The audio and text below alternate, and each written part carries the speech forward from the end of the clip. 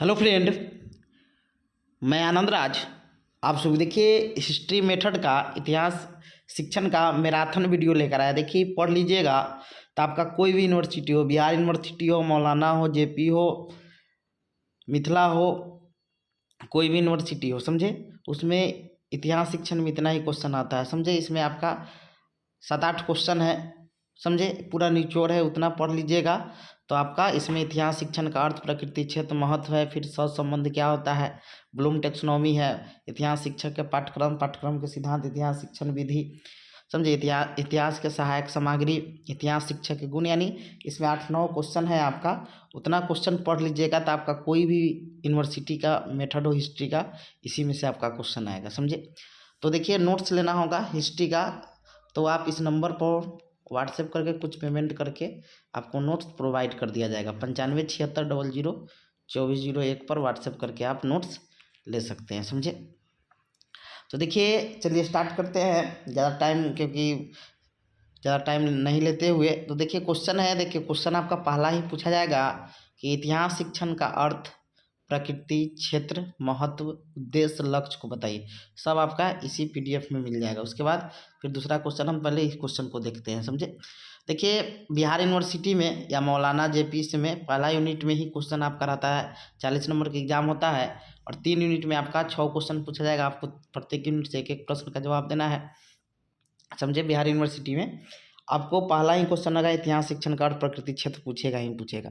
उसके बाद सहसंबंध पूछता है, इतिहास शिक्षण का अन्य विषयों के साथ क्या सहसंबंध है। फिर ब्लूम टैक्सोनॉमी, तो यूनिट 1 हो गया। यूनिट 2 में पाठ्यक्रम से रहता है, इतिहास शिक्षण के गुण रहता है। फिर यूनिट 3 में आपका रहेगा शिक्षण विधि से। तो चलिए स्टार्ट करते हैं। लिखा हुआ है कि हम जानते हैं कि इतिहास का क्षेत्र बड़ा व्यापक है, क्योंकि प्रत्येक व्यक्ति का अपना इतिहास होता है। यहाँ तक कि इतिहास का भी अपना क्या है, इतिहास है।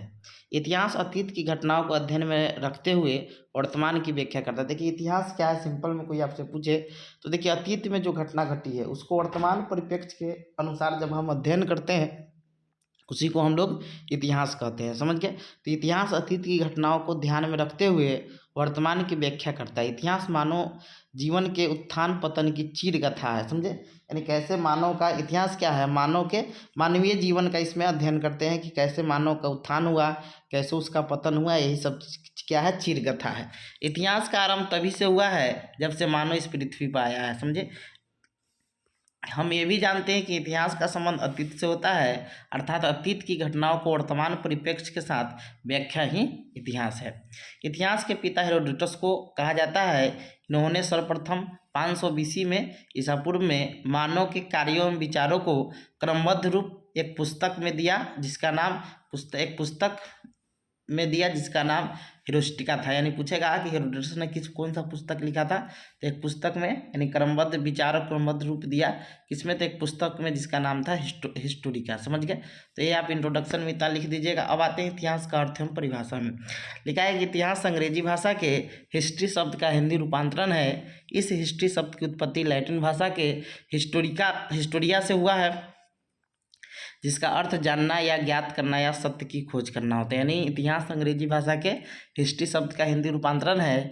इस हिस्ट्री शब्द की उत्पत्ति लैटिन भाषा के हिस्टोरिया शब्द से हुआ है, जिसका अर्थ जानना या ज्ञात करना या सत्य की खोज करना होता है। हिंदी में इतिहास 3 शब्दों के मेल से बना है, इति प्लस ह प्लस आस। समझे, अर्थात निश्चित रूप से ऐसा ही था, यानी इति का अर्थ होता है ऐसा ही, ह का अर्थ होता है निश्चित रूप से, और आस का अर्थ था। यानी इसे वो आप जोड़िएगा इतिहास को, तो इसका होगा निश्चित रूप से ऐसा ही था।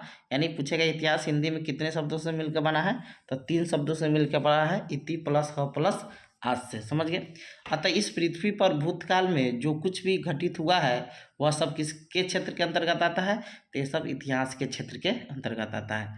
विभिन्न विद्वानों और इतिहासकारों ने अपने तर्क और चिंतन के आधार पर इतिहास की निम्नलिखित परिभाषा दिए है।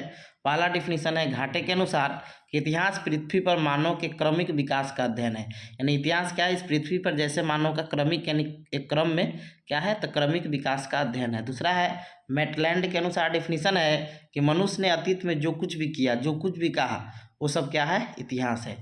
तीसरा डिफिनीशन है जॉन हुइजिंगा के अनुसार कि इतिहास वह बौद्धिक स्वरूप है जिसमें सभ्यता अपने अतीत को क्या करती है, चित्रित करता है। उपयुक्त परिभाषाओं से स्पष्ट होता है कि इतिहास मानव जीवन की विकास की कहानी है। इसमें अतीत के मानव जीवन को ऐसे ढंग से व्याख्या की जाती है कि जिससे वर्तमान के मानव जीवन सरलता से समझा जा सके। यानी कहने का मतलब अतीत में जो घटना घटा हुआ उसको वर्तमान परिप्रेक्ष्य में, यानी उसको ऐसे अध्ययन किया जाता है कि वर्तमान जो आपका मानव जीवन है वो क्या कर से सरलता से समझ सके। तो वही लिखा है कि उपयुक्त परिभाषाओं से स्पष्ट होता है कि इतिहास मानव जीवन की विकास की कहानी है। इसमें अतीत के मानव जीवन को ऐसे ढंग से व्याख्या की जाती है कि जिससे वर्तमान के मानव जीवन सरलता से समझा जा सके। अब इतिहास की प्रकृति देखते हैं, नेचर ऑफ हिस्ट्री। तो हम जानते हैं कि प्रारंभ में इतिहास में केवल अतीत के लेखन पर विचार किया जाता था, परंतु आजकल इसका अध्ययन आलोचनात्मक एवं वैज्ञानिक पद्धति से भी किया जाता है। इतिहास की निम्नलिखित प्रकृति यानी निम्नलिखित इसका नेचर है। इतिहास अपने आप को दोहरा दे कि इतिहास जो होता है, नहीं कहा जाता है कि आपका अति फिर दोहराया जाएगा, तो इतिहास अपने को दोहराता है। इतिहासकारों को मानना है कि इतिहास समय समय पर अपने आप को दोहराता है। दूसरा इतिहास कला है। एल्टन का मत है कि इतिहास कला है, क्योंकि इतिहास लेखन में वैज्ञानिक तरीके का प्रयोग करने के बाद भी उसकी व्याख्या में कलात्मक शैली यानी कला के रूप में उसको व्याख्या करते हैं, तो कलात्मक शैली की आवश्यकता होती है। दूसरा इतिहास विज्ञान है। तो वाल्स ने इतिहास को विज्ञान कहते हुए तर्क दिए हैं कि इतिहास में मानव जीवन के विभिन्न पहलुओं का क्रमबद्ध अध्ययन करते थे। कि इतिहास विज्ञान में क्या होता है, कोई चीज़ का हमें क्रमबद्ध सिस्टमेटिक वे में अध्ययन करते हैं। तो वही जो वाल्स ने इतिहास को विज्ञान कहते हुए तर्क दिए हैं कि इतिहास में मानव जीवन के विभिन्न पहलुओं का क्रमबद्ध अध्ययन किया जाता है। चौथा है कि मानव जीवन का अध्ययन ही इतिहास है। देखिए इतिहास में हमें अतीत के मानव जीवन का अध्ययन कहते हैं या कहते लिखा करते हैं। अगला है पांचवा, इतिहास वर्तमान की व्याख्या करता है।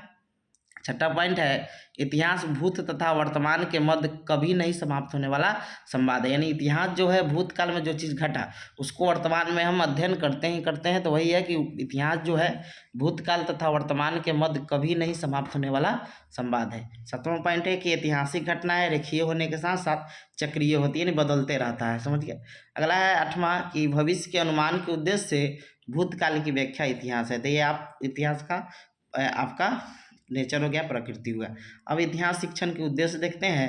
तो देखिए इतिहास शिक्षण के दो उद्देश्य होते हैं, एक समान उद्देश्य होते हैं, एक विशिष्ट उद्देश्य होते हैं। तो इतिहास शिक्षण के उद्देश्य दो भागों में बांटा गया है। समान उद्देश्य आपके जो होते हैं वो विषय से संबंधित होते हैं, वो सब्जेक्ट से संबंधित होते हैं, समझ गए।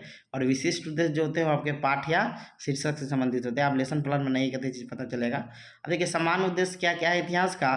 तो इतिहास के प्रति रुचि उत्पन्न करना है। दूसरा है वर्तमान को स्पष्ट करना है कि वर्तमान में इसका क्या महत्व है इतिहास का। तीसरा है मानसिक शक्तियों का विकास करना। चौथा है नैतिक मूल्यों का विकास करना। पांचवा है वैज्ञानिक दृष्टिकोण का विकास करना। छठा है सामाजिक गुणों का विकास करना। सातवां है संस्कृति की जानकारी प्रदान करना। आठवां है समाजीकरण करना। नौवां है दीर्घकाल यानी जो बीत चुका है तथा समाज का ज्ञान करना। 10वां है राष्ट्रीयता की भावना का विकास करना। 11वां है अंतर्राष्ट्रीय की भावना का विकास करना। 12वां है लोकतांत्रिक दृष्टिकोण का विकास करना। अगला है विशेष उद्देश्य में आते हैं जो आपके पाठ्य या शीर्षक से संबंधित होता है। तो ऐतिहासिक विधि का ज्ञान कराना, समय ज्ञान की भावना को विकसित करते हुए स्थान तथा समय संबंध स्थापित करना। तीसरा है मानव और मानव सभ्यता की उन्नति का कालक्रम के अनुसार अध्ययन करना। अगला है आपका कि छात्रों को उन समस्या तथा कठिनाइयों से अवगत कराना जो मानव के समक्ष उसके सामाजिक विकास में आई थी। पांचवा है कि छात्रों को इतिहास का ज्ञान इस प्रकार प्रदान करना जिससे उन्हें निम्न प्रकार की भाव उत्पन्न हो सके। छठा है सूचनाएं कहाँ और किस प्रकार प्राप्त की जाए, ये सब उसका उद्देश्य है, विशिष्ट उद्देश्य। समझे, ये तो हो ही गया। सातवां है, छठा तक हो गया था। सातवां है कि परमाणु को किस प्रकार जांचा जाए, यानी जो फैक्ट है उसको किस प्रकार, एविडेंस है उसको किस प्रकार वेरीफाई किया जाए। आठवां है तार्किक निष्कर्ष किस प्रकार निकाला जाए, तथ्यों को किस प्रकार संगठित विश्लेषण में उनका तुलनात्मक अध्ययन किया जाए। समझे, तो ये आपका क्या हो गया, विशिष्ट उद्देश्य हो गया हिस्ट्री का, और आपका समान उद्देश्य था हिस्ट्री का। अब आते हैं हम लोग इसके महत्व में क्षेत्र में। तो देखिए इतिहास का क्षेत्र उतना ही व्यापक है जितना मनुष्य का जीवन। प्राचीन काल से वर्तमान काल तक इतिहास का क्षेत्र सामाजिक आवश्यकता के अनुसार लगातार बदलता रहता है। यह मानवीय अनुभव का क्रमबद्ध ज्ञान है। इतिहास का क्षेत्र विशाल और विविधताओं से भरा है।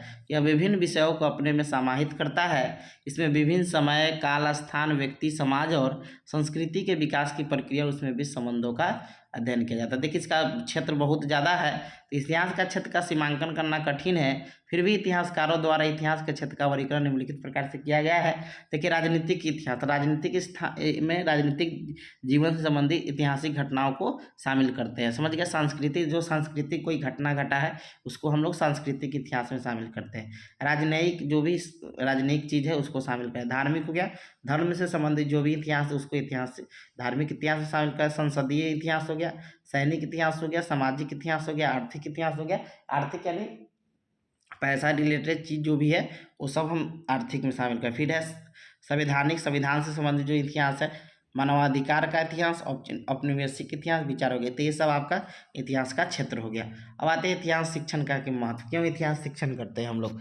तो इतिहास मानव जाति के लिए आदर्श एवं गौरवपूर्ण देन है। इतिहास ही हमारे अतीत का हमें ज्ञान करवाता है। वर्तमान युग मशीनी युग है, इसमें विज्ञान का महत्व बहुत अधिक है, लेकिन इसका यह अर्थ कतई नहीं है कि इतिहास निरर्थक है। मानव जीवन के लिए इतिहास का भी बहुत महत्व है। इतिहास के महत्व के संबंध में चार्ल्स फर्थ के अनुसार यह इतिहास न केवल ज्ञान की एक शाखा है जिसे पढ़ने के लिए पढ़ा जाए, बल्कि एक विशेष प्रकार का ज्ञान है जो मनुष्य के दैनिक जीवन के लिए क्या है, उपयोगी है। हम इतिहास से तो कोई चीज़ सीखते हैं कि कैसे हम करना है, कैसे कोई गलती हुआ है उसको कैसे सुधारना है, ये सब महत्व है। आइए देखते हैं तो किंटिंग महोदय द्वारा वर्णित उपयुक्त मूल्यों के आधार पर इतिहास शिक्षण का महत्व निम्न प्रकार से। पहला, इतिहास शिक्षण राष्ट्रीय एवं अंतर्राष्ट्रीय मूल्यों का विकास करती है। इतिहास सामाजिक और सांस्कृतिक मूल्यों का ज्ञान देता है। महापुरुषों की जीवनियों के शिक्षण के आधार पर इतिहास शिक्षण नैतिक मूल्यों को विकसित करता है। इतिहास मानव सभ्यता संबंधी भूतकालिक घटनाओं का विवरण प्रस्तुत करता है। इतिहास शिक्षण से भूत और वर्तमान काल का संबंध सहज ही स्पष्ट होता है।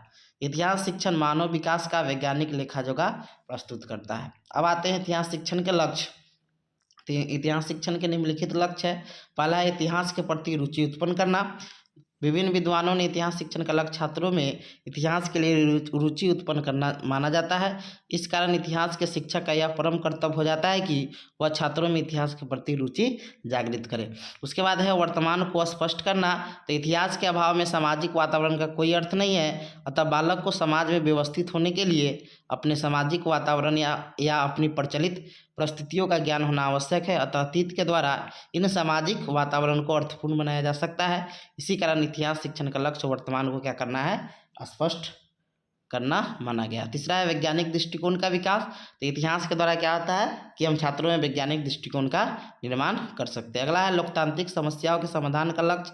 तो लोकतंत्र एक जीवन शैली है, जीने का तरीका है। तो पहले जो चीज़ घटित हो गया है उसके आधार पर हम जो लोकतांत्रिक समस्या है उसका समाधान करने का लक्ष्य रख सकते हैं। अगला है राष्ट्रीयता की भावना का विकास। तो इतिहास शिक्षण द्वारा राष्ट्र प्रेम उत्पन्न किया जाना आवश्यक है। जैसे 1947 में कैसे आज़ादी मिली, उस चीज़ को हम लोग राष्ट्रीयता में ला सकते हैं। समझे, हमारी जाति धर्म अनेक वर्ग हो सकते हैं परंतु हमारा राष्ट्र एक है जो सर्वोपरि है। विद्यार्थियों को यह होना चाहिए। अगला है अंतर्राष्ट्रीय भावना का विकास। इतिहास शिक्षण वसुधैव कुटुंबकम की भावनाओं को विकसित करता है। इतिहास विद्यार्थियों के मस्तिष्क में वह मानचित्र बनाता है जिसके माध्यम से राष्ट्रों की पारंपरिक निर्भरता का आभास होता है। इतिहास यह स्पष्ट करता है कि विश्व की विभिन्न संस्कृतियों ने पारंपरिक रूप से किस प्रकार प्रभावित किया मानव के विकास की कहानी। अब हम लोग आते हैं, ये हो गया यूनिट इतिहास का अर्थ, प्रकृति, क्षेत्र सब हो गया। अब हम लोग आते हैं सहसंबंध क्या है, इतिहास का दूसरे विषय से संबंध पर प्रकाश डालें। तो देखिए लिखा है, हम जानते हैं कि आजकल हम लोग ऐसे बौद्धिक युग में जी रहे हैं जिसमें अलग अलग विषयों के बीच की सीमाएं खत्म हो रही है और इन विषयों में सहसंबंध देखने को मिल रहा है। सहसंबंध एक रिश्ता या निर्भरता है। यह तथ्य है कि दो चीज़ें या चर इतने संबंधित है कि एक में परिवर्तन दूसरे में एक संगत या समानांतर परिवर्तन के साथ होता है। यानी कहने का मतलब क्या हुआ, कभी क्या वर्तमान का समय जो आ गया है, प्रत्येक विषय क्या है, एक दूसरे से संबंधित है। समझ गए। अब मान लीजिए आपको फिजिक्स पढ़ना है तो अब बिना आप क्या कर सकते हैं कि मैथ का नहीं पढ़ सकते, उसका ज़रूरत पड़ेगा ही पड़ेगा। समझे। आप कोई चीज़ पढ़े, जैसे गणित ही पढ़े तो उसका ऐतिहासिक पहलू पढ़ना होगा, तो बिना इतिहास का होगा ही नहीं होगा। समझे। तो ये चीज़ है। हम ये भी जानते हैं कि वर्तमान समय के बाल केंद्रीय शिक्षा प्रणाली में बच्चों को रुचि आवश्यकता के अनुसार पढ़ाने के लिए विषयों में सहसंबंध होना अति आवश्यक है। विषयों में सहसंबंध होने से कोई विषय को जल्दी और आसानी से समझा जा सकता है। अब इतिहास का अन्य विषयों के साथ सहसंबंध, तो हम जानते हैं कि इतिहास का क्षेत्र बड़ा व्यापक है, क्योंकि प्रत्येक व्यक्ति के विषय, आंदोलन आदि का इतिहास होता है। यहाँ तक कि इतिहास का भी इतिहास है। वर्तमान समय की शिक्षा प्रणाली बाल केंद्रित शिक्षा है, अतः बालकों का सर्वांगीण विकास के लिए कोई भी विषय का अन्य विषय से सहसंबंध महत्वपूर्ण है।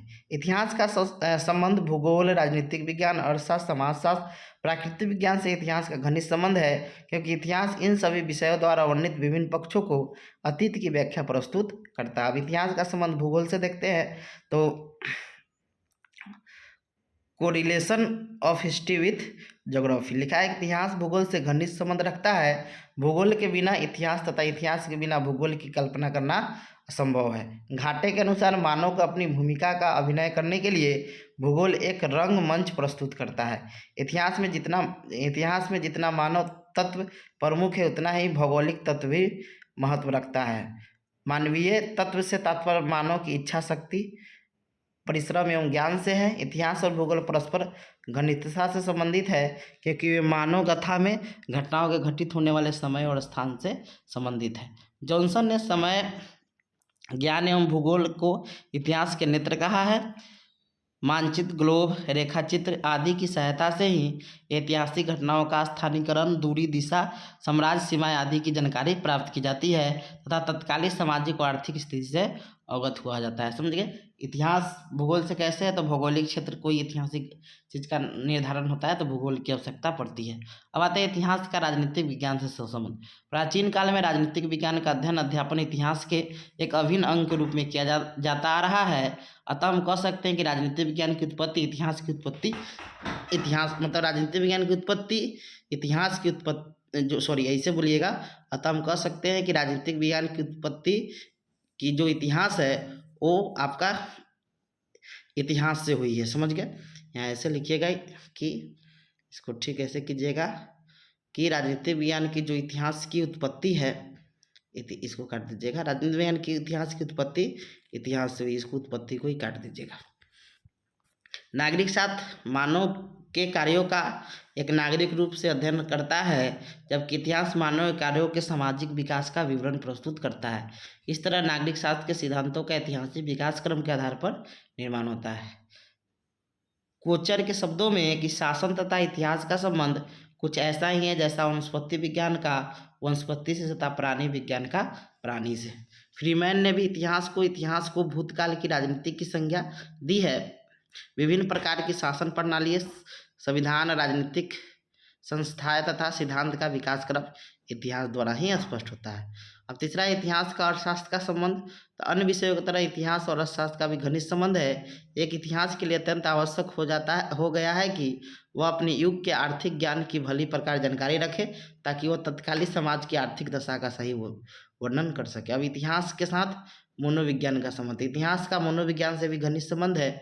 दोनों समाज में रहने वाले मानव के मस्तिष्क के अध्ययन से संबंधित है। इतिहास अतीत से संबंध में मनोविज्ञान को आदिकाल से आज तक की ठोस जानकारी देता है।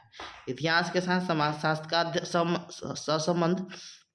इतिहास अतीत की घटनाओं का वर्णन करते हुए समाज की प्रगति को प्रदर्शित करता है, अर्थात इतिहास सामाजिक कार्यों का विश्लेषण करता है। सभ्यता के उत्थान और पतन का मूल्यांकन समाजशास्त्र द्वारा ही संभव है। इतिहासकार समाजशास्त्र द्वारा दिए गए सामाजिक संगठन के सिद्धांत पर अपनी सामग्री संयोजित करते हैं और उन सिद्धांतों के आधार पर ऐतिहासिक काल की विवेचना करते हैं। इतिहास का भाषा के साथ संबंध। हम जानते हैं कि कोई भी विषय को अध्ययन अध्यापन में भाषा की जरूरत होती है, अतः इतिहास का भी भाषा के साथ घनिष्ठ संबंध है। इतिहास के साथ प्राकृतिक विज्ञान का संबंध। तो इतिहास का भी प्राकृतिक विज्ञान से काफ़ी घनिष्ठ संबंध है।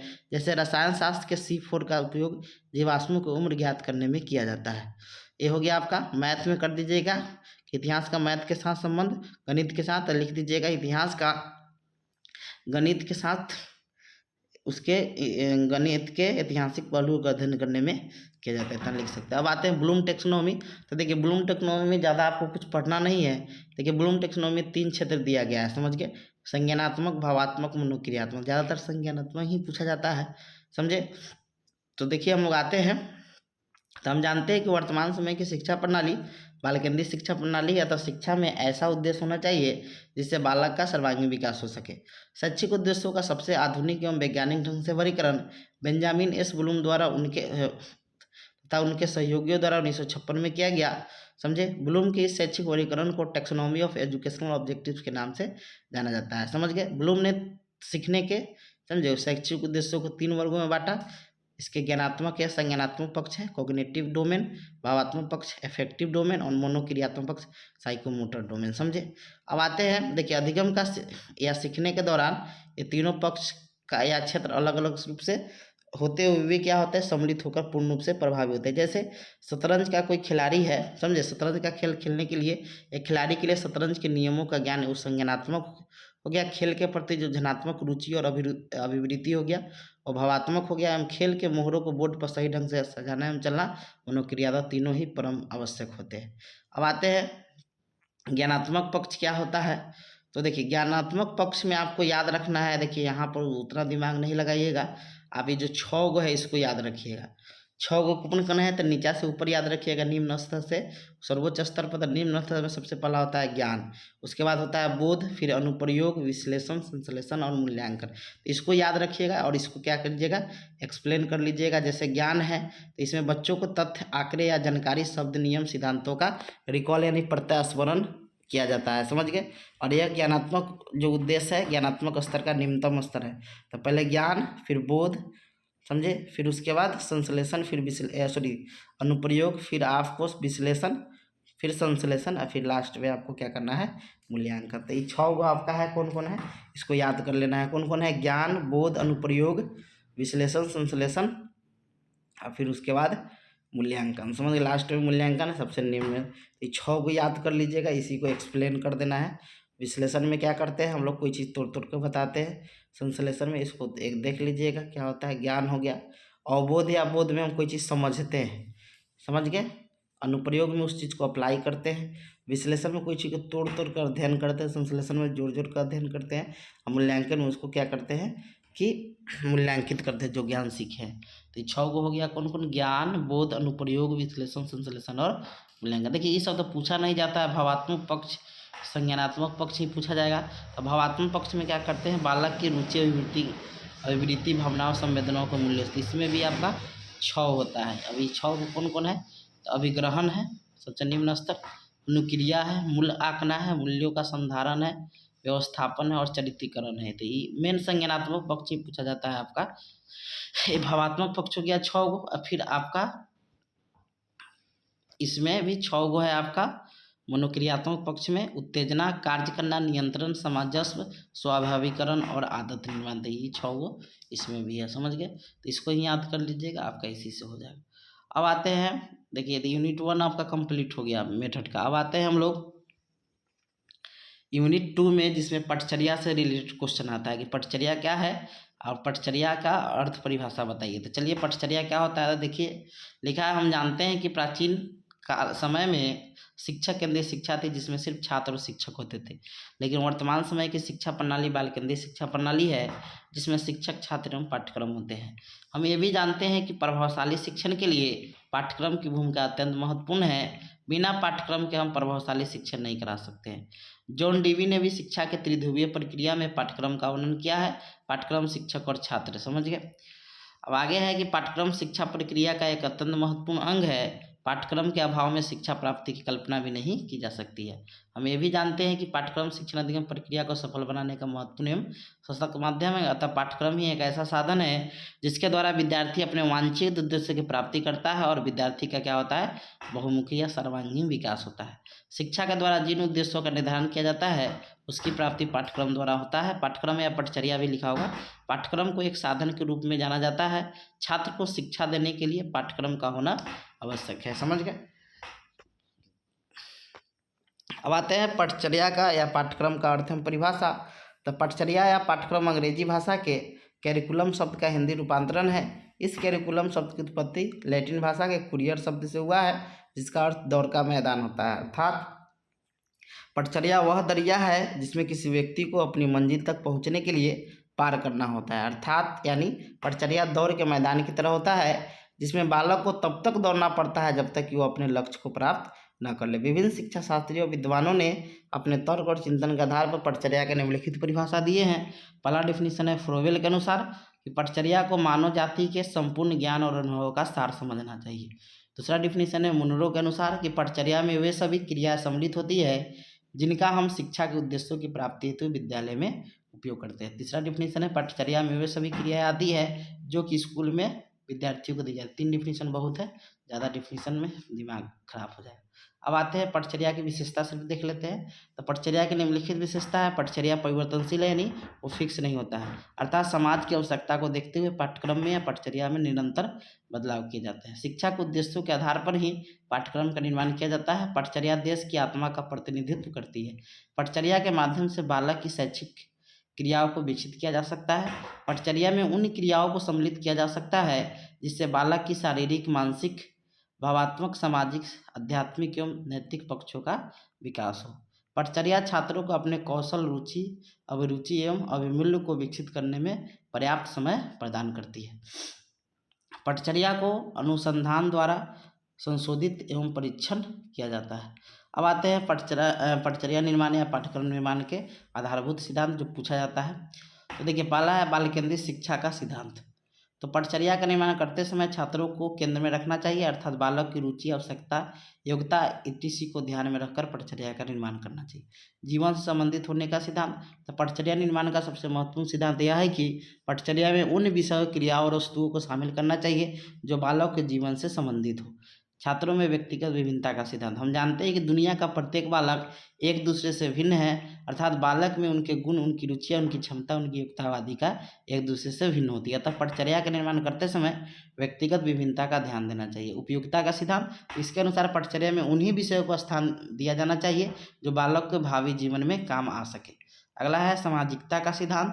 तो पटचर्या के निर्माण के समय पटचर्या विषयों को सामाजिक परिस्थितियों एवं स्थानीय आवश्यकता को ध्यान में रखना चाहिए। अगला है अवकाश के सदुपयोग का सिद्धांत। तो पटचर्या इस प्रकार बनाया जाना चाहिए कि वो अपने छात्रों को कार्य एवं अवकाश दोनों के लिए प्रशिक्षित करे। अगला है 7वां शैक्षिक उद्देश्यों के अनुरूपता का सिद्धांत। हम जानते हैं कि शिक्षा के उद्देश्यों को पाठ्यक्रम के द्वारा ही प्राप्त किया जा सकता है, अतः पाठ्यक्रम का निर्माण करते समय शिक्षा के उद्देश्यों को निश्चित कर लेना चाहिए। अगला है नागरिकता का सिद्धांत। तो हम जानते हैं कि शिक्षा का सर्वोत्तम लक्ष्य अच्छे नागरिकों का निर्माण करना होता है, अतः पटचर्या का निर्माण करते समय विशेषज्ञों को इस बात का ध्यान रखना चाहिए कि पटचर्या में ऐसी पाठ्यवस्तु एवं विषयों को सम्मिलित किया जाए जिससे बालक में नागरिक कुशलता की भावना का विकास हो सके।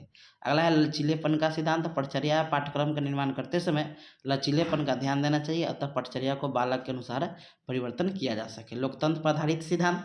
तो हम जानते हैं कि भारत देश लोकतांत्रिक देश है, अतः पटचर्या का निर्माण करते समय ऐसे विषयों को रखना चाहिए जिससे बालक में लोकतंत्र की भावना विकसित हो सके।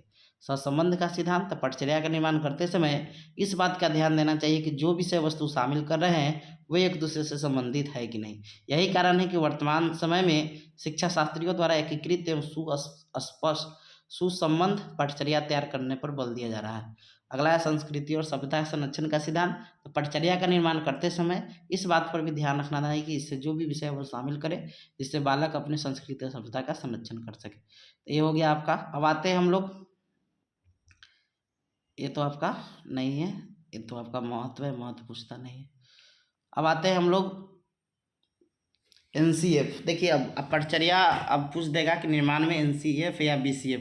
तो NCF या पूछे या BCF। देखिए, NCF से ही कॉपी पेस्ट BCF किया हुआ है, उसी से NCF 5 में बना, फिर BCF आपका 8 में बना, तो बिहार कैरिकुलम है उसी से मतलब मिलता जुलता है आपका BCF।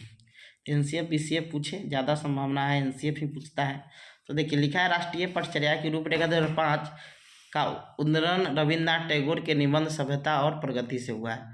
राष्ट्रीय पटचर्या की रूपरेखा 2005 शिक्षा के क्षेत्र में एक अभिनव है, यहाँ होगा अभिनव मतलब नया, अभिनव राष्ट्रीय दस्तावेज है। यह रूपरेखा अंतर्राष्ट्रीय स्तर के शिक्षाविदों, वैज्ञानिकों और विषय विशेषज्ञों द्वारा तैयार की गई है। राष्ट्रीय पटचर्या की रूपरेखा 2005 आधुनिक भारतीय शिक्षा पद्धति के संदर्भ में एक या अभिनव होगा, अभिनव एवं दूरगामी प्रभाव है। NCF 2005 का उद्देश्य, NCF का फुल फॉर्म होता है नेशनल कैरिकुलम फ्रेमवर्क, या हिंदी में बोलेगा राष्ट्रीय पटचर्या की रूपरेखा। समझ के लिखा हुआ है राष्ट्रीय पटचर्या की रूपरेखा, इंग्लिश में नेशनल कैरिकुलम फ्रेमवर्क 2005, याद रखिएगा। तो एनसीएफ 2005 का उद्देश्य बालकों का सर्वांगीण विकास करना है।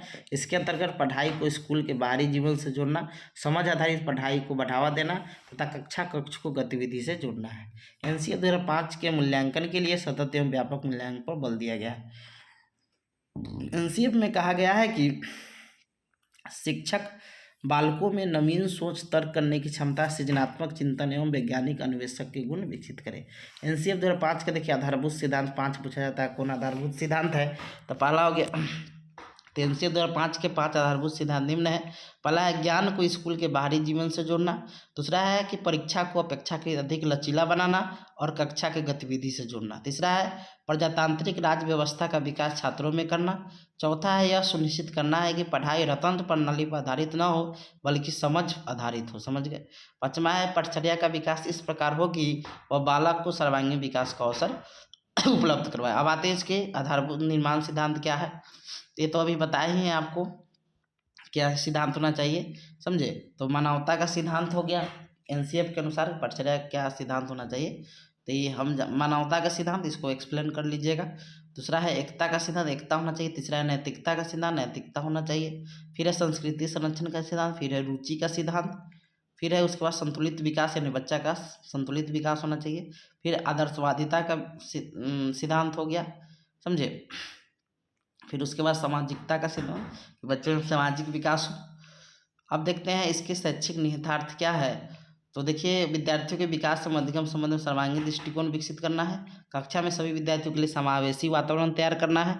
ज्ञान निर्माण में विद्यार्थियों की सहभागिता और रचनात्मक को बढ़ावा देना है। प्रयोगात्मक माध्यमों द्वारा सक्रिय शिक्षण करवाना, मतलब प्रयोग द्वारा उसमें क्या होना चाहिए, प्रैक्टिकल वगैरह ये सब होना चाहिए। पठचर्या की प्रक्रिया में बच्चों की सोच, जिज्ञासा और प्रश्न पूछने के लिए पर्याप्त समय देना। विद्यार्थियों की सहभागिता के क्षेत्र में अवलोकन, अन्वेषण, विश्लेषण, विमर्श आदि महत्वपूर्ण ज्ञान की विषय वस्तु को शिक्षण में शामिल करना। स्थानीय ज्ञान और बच्चों के अनुभव को पाठ्यपुस्तक में शामिल करना।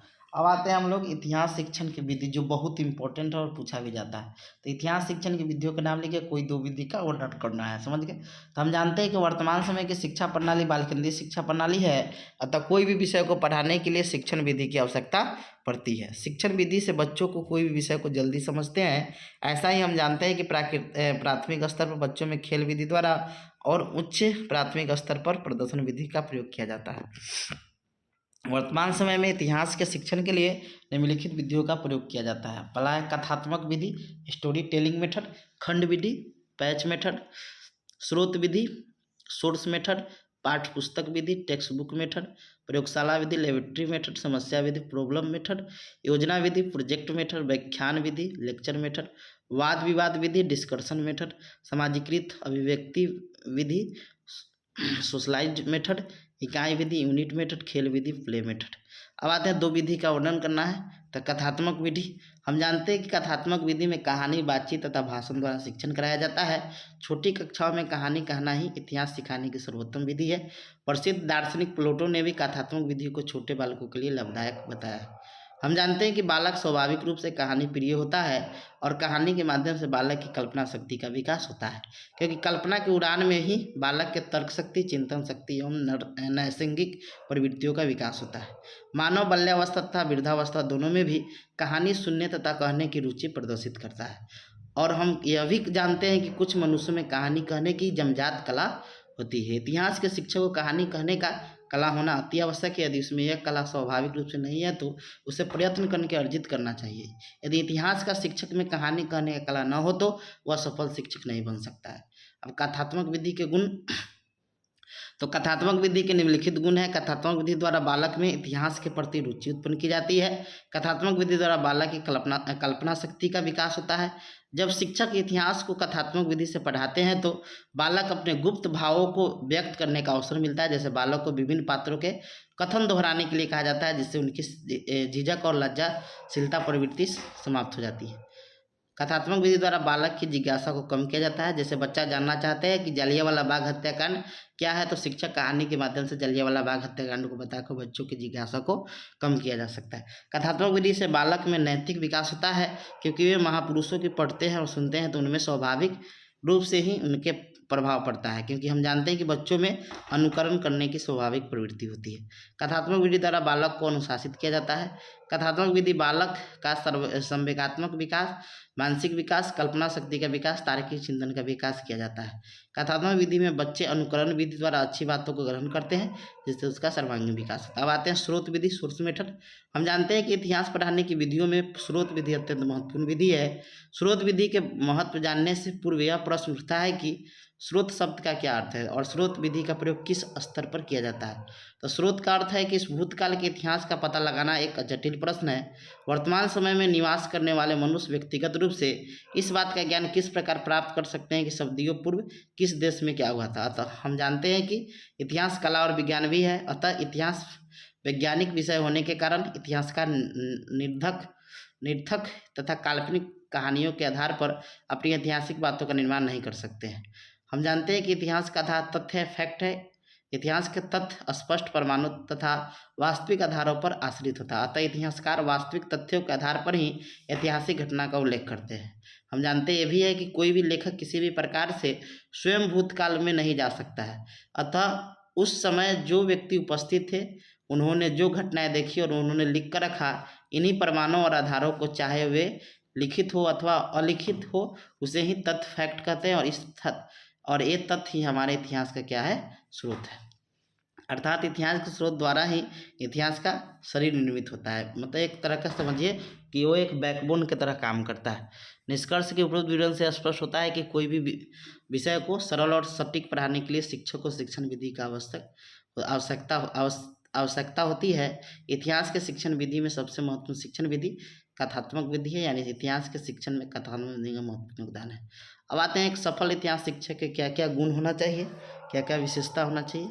तो देखिए, इतिहास में किसी पाठ्यक्रम की सफलता या विफलता मुख्य रूप से शिक्षक पर निर्भर करती है। संपूर्ण शैक्षिक कार्यक्रम में सबसे महत्वपूर्ण कारक शिक्षक है, इसलिए शिक्षक में गुण होना अति आवश्यक है। समझ गए, यह शिक्षक ही है जिस पर किसी भी विधि, सहायता, उपकरण या प्रक्रिया के वास्तविक सफलता या विफलता निर्भर। आप शिक्षक ही अच्छा नहीं होगा, आपके पास सब सामान होगा, फिर आप टीचिंग अच्छा से नहीं करा सकते। तो इसीलिए शिक्षक में गुण होना चाहिए। कोई भी विषय का हो, वही यह मूल्यांकन कर सकता है कि शिक्षण के लक्ष्य उद्देश्य की कहाँ तक प्राप्त किया जा सकता है। इतिहास का शिक्षक न केवल अतीत में मनुष्य की सफलता और असफलताओं से संबंधित होता है, बल्कि वर्तमान और आज की दुनिया की आवर्ती घटनाओं जो दोहराया जा रहा है को भी निपटता है, और इसका विशेष महत्व है। अब एक सफल इतिहास शिक्षण में क्या गुण होना चाहिए, तो पहला है विषय का संपूर्ण ज्ञान। देखिए, किसी भी अन्य विषय के शिक्षक की तरह इतिहास के शिक्षक को भी विषय का संपूर्ण ज्ञान होना चाहिए। ऐसे ज्ञान के लिए शिक्षक को निर्धारित पाठ्यपुस्तक के अलावा विभिन्न रेफरेंस बुक, संदर्भ पुस्तक भी पढ़नी चाहिए। इस तरह के अध्ययन से शिक्षक के विषय की भावना को समझने, उचित परिप्रेक्ष्य में उसका अध्ययन करने में मदद मिलेगा। अब आते हैं बाल मनोविज्ञान का अध्ययन। तो देखिए, जब तक बाल मनोविज्ञान का आपका जानकारी नहीं होगा, चाइल्ड साइकोलॉजी का, तब तक आप बच्चों को नहीं समझिए क्या आवश्यकता है, रुचि है, तब तक आप अच्छा टीचर नहीं हो सकते, कोई भी सब्जेक्ट का हो। समझे, बाल मनोविज्ञान का तो आपके पास ज्ञान होना ही चाहिए। तो किसी भी विषय में एक सफल शिक्षक बनने के लिए, देखिए आ ही गया कि किसी भी विषय में एक सफल शिक्षक बनने के लिए बाल मनोविज्ञान का ज्ञान आवश्यक है। और यही स्थिति इतिहास शिक्षक के मामले में भी है कि बच्चों की मनोवैज्ञानिक आवश्यकता उम्र के हिसाब से अलग अलग होती है कि किशोरावस्था में कैसे पढ़ाना चाहिए, बाल्यावस्था में ये चीज़ है। और एक शिक्षक को यदि विषय का ज्ञान उचित तरीके से देना है तो उसे बाल मनोविज्ञान का संपूर्ण ज्ञान होना चाहिए। इस प्रकार बाल मनोविज्ञान ज्ञान एवं उचित उपयोग इतिहास शिक्षण में बहुत योगदान दे सकता है। अगला है विषय में आस्था। देखिए, कोई भी सब्जेक्ट है, जब तक उसमें आपका आस्था नहीं होगा, आपको ज्ञान है पढ़ाने के मौने नहीं, तब अच्छा से टीचिंग नहीं करा सकते। तो लिखा है, जब तक शिक्षक को अपने विषय पर विश्वास नहीं होगा, तब तक वो उसका संपूर्ण ज्ञान प्राप्त नहीं कर सकता। यह विश्वास शिक्षक को भी अधिक से अधिक सीखने के लिए प्रोत्साहित करता है। यह विश्वास शिक्षक को इतिहास पढ़ाने की उपयोगिता और मूल्य का एहसास कराने में सक्षम बनाता है। अगला है शिक्षण विधियों का ज्ञान। सही बात है कि अभी बताएं शिक्षण विधि, जो भी शिक्षण विधि कौन विषय को कैसे पढ़ाएंगे, तब तक अच्छा से आप टीचिंग नहीं करा सकते। तो शिक्षण की विभिन्न विधियों का ज्ञान आवश्यक है, क्योंकि तभी किसी विशेष कक्षा की आवश्यकता के अनुसार उपयुक्त विधि का चयन करना संभव है। उदाहरण के लिए 14 वर्ष की आयु में एक छात्र भ्रमण और यात्राओं का शौकीन होता है और यह जानने वाला एक अच्छा शिक्षक होता है।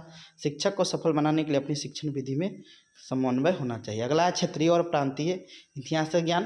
तो एक अच्छे इतिहास शिक्षक को अपने क्षेत्र के, अपने देश के इतिहास की संपूर्ण जानकारी के अलावा क्षेत्रीय और प्रांतीय इतिहास का भी अच्छा ज्ञान होना चाहिए। इतिहास पढ़ाते समय उसे इस इतिहास से मतलब उदाहरण भी प्रस्तुत देना चाहिए। अगला है समसामयिक यानी करंट का जो घटना। तो ऐसा ज्ञान जिस शिक्षक को विश्व के विभिन्न देशों के इतिहास के विभिन्न कालखंडों घटना का तुलनात्मक अध्ययन करने में मदद करता है, जो समसामयिक घटनाओं का जो ज्ञान है। अगला है इतिहास शिक्षण के लक्ष्य उद्देश्यों का ज्ञान कि क्या है लक्ष्य है, उद्देश्य। आगे है मौलिकता। तो एक इतिहास शिक्षक कभी भी यह पढ़कर संतुष्ट नहीं होना चाहिए कि दूसरे क्या कहते हैं। तो मौलिकता मतलब होता है खुद से, समझ गए, बल्कि उसे लोगों और मामले के बारे में अपना स्वतंत्र निर्णय लेने की स्थिति में होना चाहिए। दूसरा क्या करे उससे नहीं, आप इस पर अपना राय क्या देना चाहिए, समझे। उसे अंधविश्वास नहीं करना चाहिए, बल्कि उसे सत्य का पता लगाने के लिए पूछताछ करने की आदत बनानी चाहिए। अगला है सहानुभूति, रचनात्मक कल्पना और कार्य करने की क्षमता। इतिहास के शिक्षा का दृष्टिकोण सहानुभूतिपूर्ण होना चाहिए। ऐतिहासिक तथ्यों को निष्पक्ष और वैज्ञानिक ढंग से प्रस्तुत करना आवश्यक है। बिना सहानुभूति के इतिहास के विकास के परिप्रेक्ष्य को समझना शिक्षक के लिए असंभव है। क्रिएटिव इमोशन ये भी सब होना चाहिए। आगे है व्यापक दृष्टिकोण और मजबूत। देखिए मजबूत स्मृति, जब तक कोई ऐतिहासिक घटना को नहीं याद रखे, लिखा हुआ है इतिहास के शिक्षक के पास व्यापक दृष्टिकोण और मजबूत स्मृति होना चाहिए, ताकि वह अतीत घटनाओं और तथ्यों को उचित ज्ञान और आकलन कर सके।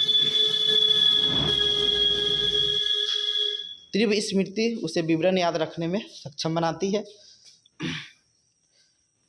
अगला है जिम्मेदार सामाजिक कार्यकर्ता भी होना चाहिए।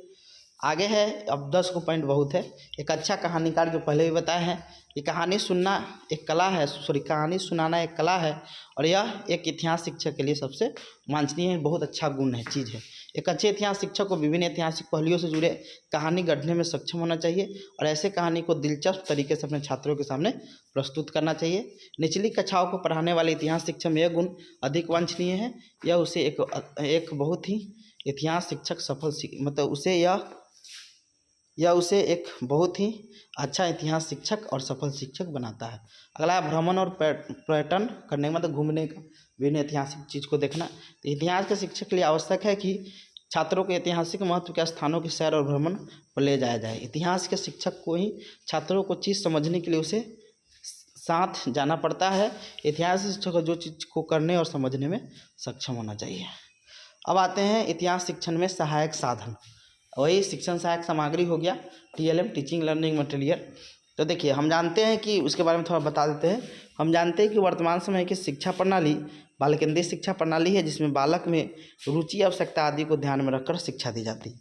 शिक्षण अधिगम प्रक्रिया में सिखाने के संसाधन, इसी को हम लोग बोलते हैं शिक्षण सहायक सामग्री, समझ गए।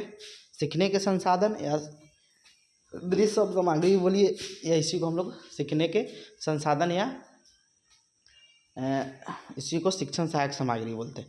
महत्वपूर्ण भूमिका अदा करता है। सीखने के संसाधन वे संसाधन हैं जिन्हें शिक्षक पाठ्यक्रम द्वारा निर्धारित अधिगम की अपेक्षा पूरी करने हेतु शिक्षार्थियों की सहायता के लिए प्रयोग करता है। शिक्षक जब सीखने के संसाधन का प्रयोग करते हैं तो विषय वस्तु रुचिपूर्ण बन जाती है, जिससे छात्र सक्रिय होकर उस विषय वस्तु को समझते हैं। जैसे सीखने के संसाधन को शिक्षण अधिगम सहायक सामग्री भी कहते हैं, यानी सीखने के जो संसाधन उसको शिक्षण सहायक सामग्री या इसी को शिक्षण अधिगम सहायक सामग्री भी कहते हैं। शिक्षक को शिक्षण में तथा छात्र को अधिगम में जो सामग्री सहायता उत्पन्न करे उसे शिक्षण अधिगम सहायक सामग्री TLM कहते हैं। शिक्षण अधिगम सहायक सामग्री विषय वस्तु को रोचक और सीखने वाले के लिए आनंदजन्य बनाती है। सीखने के संसाधन का प्रयोग छात्रों में अध्ययन के प्रति रुचि उत्पन्न करने एवं ज्ञान को स्थायी बनाने के लिए शिक्षक के द्वारा किया जाता है। अब एक चीनी कहावत है जिसे बाद में मारिया मोंटेसरी ने भी कहा था कि जो मैं सुनता हूँ उसे भूल जाता हूँ। देखिए आप जो कान से सुनिएगा ना उसको भूल जाते हैं, लेकिन जो मैं देखता हूँ उसे याद रख, जो आँख से देखते हैं उसे याद रख, लेकिन जो चीज़ हम करते हैं, करने का मतलब क्या था, लर्निंग बाय डूइंग, समझे। जो मैं करता हूँ उसे मैं समझ जाता हूँ। तो आप जो चीज़ करके देख रहे हैं उस चीज़ को हमेशा याद रखिएगा। TLM यानी सीखने के संसाधन प्रति, ये तो छोड़िए, तो ज़्यादा नहीं। अब आते हैं इसके प्रकार में। तो शिक्षण अधिगम सामग्री को प्रभावी बनाने हेतु वर्तमान समय में अनेक संसाधन उपलब्ध है। शिक्षण अधिगम संसाधन को हम निम्न प्रकार से वर्गीकृत कर सकते हैं। श्रव्य शिक्षण अधिगम सहायक, तो वे संसाधन जो सुनने के शारीरिक अंग से संबंध रखते हैं श्रव्य शिक्षण अधिगम संसाधन कहते हैं। जैसे रेडियो, श्रव्य CD, tape recorder, gramophone etc. दृश्य शिक्षण अधिगम संसाधन, वे संसाधन जो देखने के शारीरिक अंग से संबंध रखते हैं दृश्य शिक्षण अधिगम संसाधन का, जैसे चार्ट, चित्र, मॉडल या प्रतिमान, वास्तविक वस्तुएं, फ्लैक्स कार्ड, मानचित्र, चौक बोर्ड, श्यामपट, flannel board, bulletin board, projector, slider etc. अगला है श्रव्य दृश्य शिक्षण अधिगम संसाधन, वे संसाधन जो सुनने और देखने दोनों शारीरिक अंगों से संबंध रखते हैं श्रव्य दृश्य शिक्षण अधिगम संसाधन कहते हैं, जैसे smart TV, film strips, film projector, श्रव्य दृश्य सीडी ईटीसी। श्यामपट, अब इसके आप कौन कौन शिक्षण अधिगम सामग्री का प्रयोग कर सकते हैं आप, तो श्यामपट एक दृश्य सामग्री है, इसका निर्माण विलियम जेम्स ने किया था। श्यामपट का आकार आयताकार होना चाहिए। चौक और श्यामपट के बीच लिखते समय 45 डिग्री का कोण बनता है। श्यामपट को साफ ऊपर से नीचे की ओर करना चाहिए और यह शिक्षक का परम मित्र होता है। अब इतिहास शिक्षण में सहायक सामग्री कौन कौन प्रयोग कर सकते हैं, तो पहला है पाठ्य पुस्तक। तो इतिहास का शिक्षक वास्तव में वही सफल शिक्षक कहा जा सकता है जो कम से कम इतिहास की पुस्तक का प्रयोग कक्षा में करे, किंतु ऐसा होता कहाँ है, अधिकतर तो शिक्षक कक्षा में इतिहास का पुस्तक का पाठ करा ही देना ही पर्याप्त में समझते हैं। तो ये हो गया इसके बारे में। तो फिर नक्शा, तो इतिहास मैप, तो इतिहास शिक्षण में नक्शे का बहुत काफ़ी महत्व है।